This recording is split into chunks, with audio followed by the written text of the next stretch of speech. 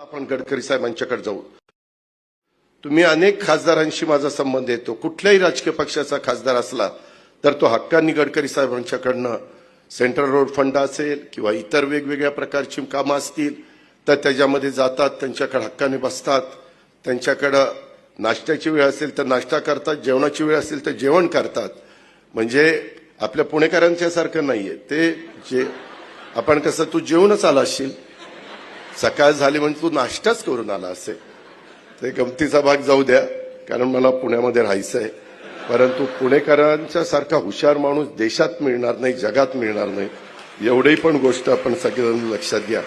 आणि मगाशी एक बघत होतो, निवेदिका पुण्यातल्याच आहेत का?